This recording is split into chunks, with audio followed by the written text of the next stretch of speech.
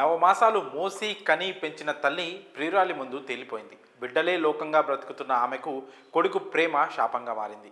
దైవంలా భావించాల్సిన అమ్మను భూమి మీద లేకుండా చేశాడు కొడుకు. ప్రేయసి కోసం కన్న తల్లినే కడతీర్చాడు ఓ కిరాతక కొడుకు. తన లవర్కు ఫోన్ కొనిచ్చేందుకు అవసరమైన డబ్బు కోసం కన్న తల్లిని కర్కశంగా అంతమొందించాడు కసాయి కొడుకు. కన్న తల్లి అనే కనికరం లేకుండా ప్రాణం తీశాడు.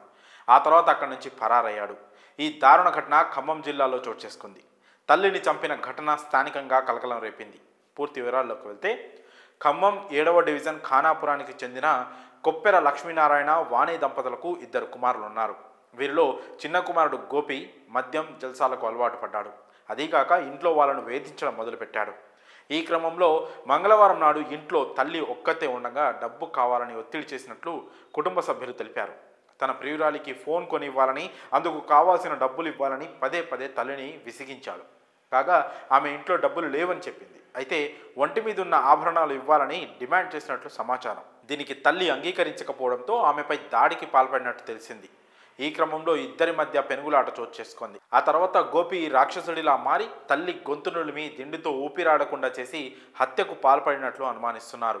తల్లిని చంపిన తర్వాత బంగారు చెవిదుద్దులు, నాంతాడు తీసుకొని అక్కడి నుంచి పరారయ్యాడు. ఈ క్రమంలో ఇంటి పక్కనున్న వారు వచ్చి చూసేసరికి వాణి విగత జీవిగా పడి ఉండడం చూసి షాక్కు గురయ్యారు. వెంటనే ఆమె భర్తకు, పోలీసులకు సమాచారం అందించారు. పోలీసులు ఘటనా స్థలానికి చేరుకొని డాగ్ స్క్వాడ్తో తనిఖీలు చేపట్టారు. సంఘటనా స్థలంలో ఓ కర్చీఫ్ లభించింది. దీని ఆధారంగా చిన్న కొడుకు గోపి ఈ ఘోరానికి పాల్పడినట్లు పోలీసులు అనుమానిస్తున్నారు.